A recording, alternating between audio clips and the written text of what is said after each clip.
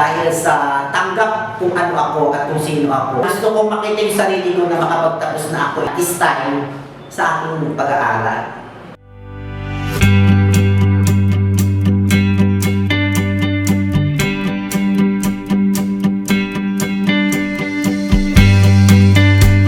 Siyang kami magkakapatid, palitang anim ako. Ang tatay ko is tricycle driver. Ang nanay ko is isang plain housewife. Nag-elementary ako sa probinsya ng Pampanga. Nag-high school po ako sa Quezon City. Hindi kaya sa pagka-tricycle ng tatay ko, hindi niya kakayanin yung pang-araw-araw namin gastusin.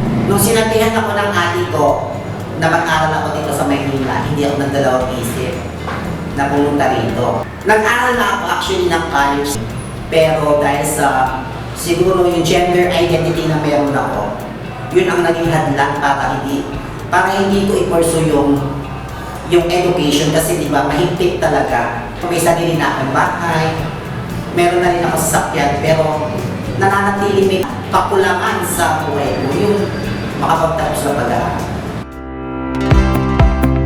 Isa sa mga pangarap ko talaga yung maging isang professional na guro. Hanap talaga ako ng school na fit para sa identity ko, no? Meron din ako makakilala na nag-aaral dito sa FINMA. Ang FINMA daw ay gender inclusive. Hindi na ako nagdalawang isip na mag-enroll dito sa school na. Actually, dito sa FINMA, when it comes sa financial, isa ka sa mga HK nila, malaking nabawasan ko sa tuition. Isa akong hairstylist. Meron akong maliit na salon sa Makati. So, yung schedule ng FINMA is very fit sa schedule ko. Sa loob ng isang linggo, 2 beses ka lang pupunta sa school. Sobrang flexible sa akin noon at convenient. Nakita ko na ang FINMA ay fit siya para sa mga taong magtatrabaho.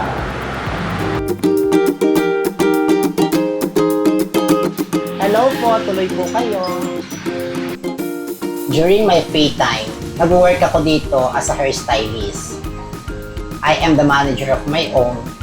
At the same time, lahat ng mga income ko dito, yun yung ginagamit kong pantulong para pambayad sa aking tuition.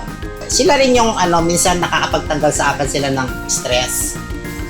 Siya pala si Snow. He is actually 2-year-old Pomeranian. Meron pa akong isang dog, si Avon. Si Avon ay isang Liverline Shih Tzu.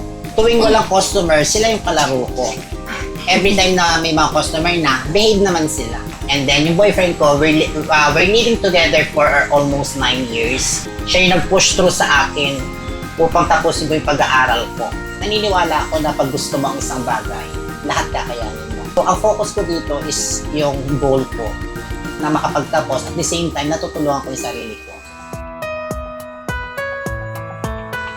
Since ako na-stop ako for so many years medyo na-out na ako dun sa sa kultura pagdating sa eskwelahan. Mga kaklase ko, very sila friendly din sila. Lalo na sa mga katulad ko, hindi hadlang sa akin yung edad ko para makihalubilo sila kasi mga mababait lahat ng mga kaklase ko. Masaya ako dahil yung pangarap ko noon na uniform, na isusuot ko na siya ngayon.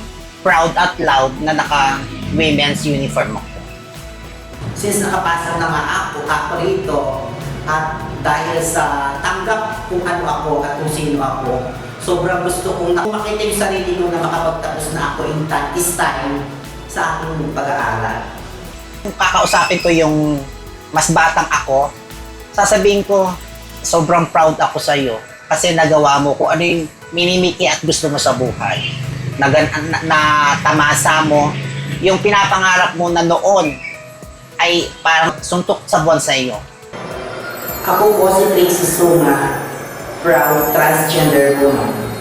First year with a secondary education, major in English. Isang HK scholar.